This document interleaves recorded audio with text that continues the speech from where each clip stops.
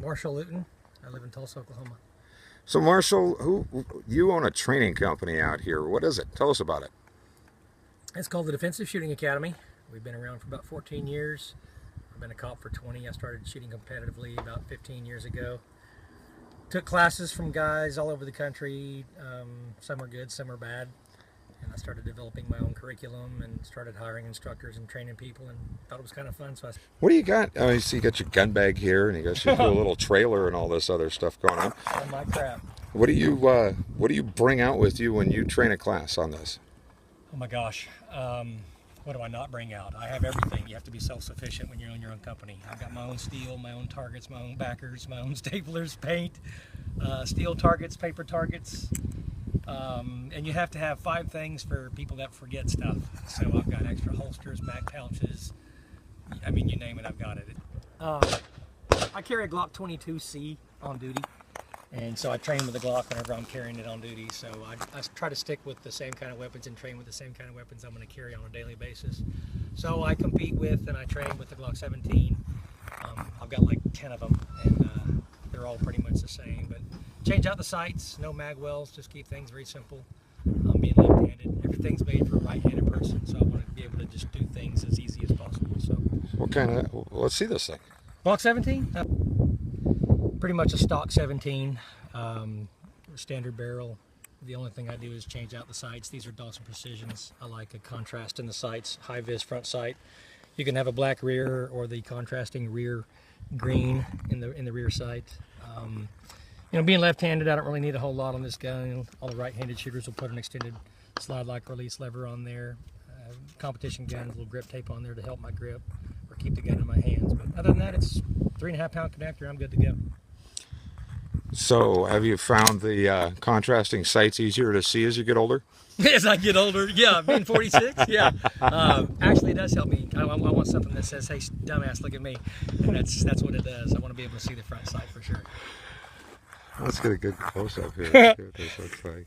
This holder still. And we'll go down. So you can see the 2-dot rear fiber optic rear sight, and the reason, I focus up right there, that they have the light channels on them is just to attract as much light as possible onto that. And you can see the front sight set up the same way. And the Dawson sights do give a really nice, clean-edged sight picture, and they do a pretty damn good. What is this tattoo you got going on here? My tattoo, that is actually a cross that is embedded in my skin. Well, that's what tattoos are. No, I mean embedded in my skin, like it's kind of a 3D kind of thing. These are spikes, the same kind of spikes, representative of those that were driven through Christ's hands. The linen is supposed to be kind of a white linen look, but you can see the shading that the actual spike goes through my arm. It's supposed to look like that anyway. Just a daily reminder of the price you pay. So Mashall, Those are crazy, aren't they? This is the, what the hell kind of target is this? It's a personal defensive training target. I buy it from LE Targets. But it's got a couple of different uses for it. Dude's bug-eyed, that's for sure. Oh, for sure. That's how you're human. I call it a Furby target because it looks like Furby from the Gremlins. His eyes do anyway. Got it. Got it. Got it. No. You know, you got two warm-up dots in the top whenever you want to start shooting a group. Go back 5 or 7 yards and warm up your trigger finger for, you know, trigger control. But this target is designed to force the students to look for transitions.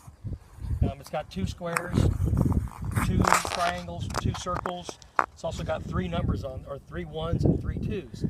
So I put them back there at 5, 7 yards, and I call out 1. They got to find the 1s, and they got to put 2 rounds in each one. The cool thing is that the last one done is out. And if you shoot a shot outside the square or outside the target, you're out. So it pushes you to go fast, and it also forces you to have a lot of target transitions with your eyes and the gun. It forces you to look for your target and then go back to your front sight. And a lot of people don't do that. They cheat and point shoot. Well, you can't do that with these. It's too hard.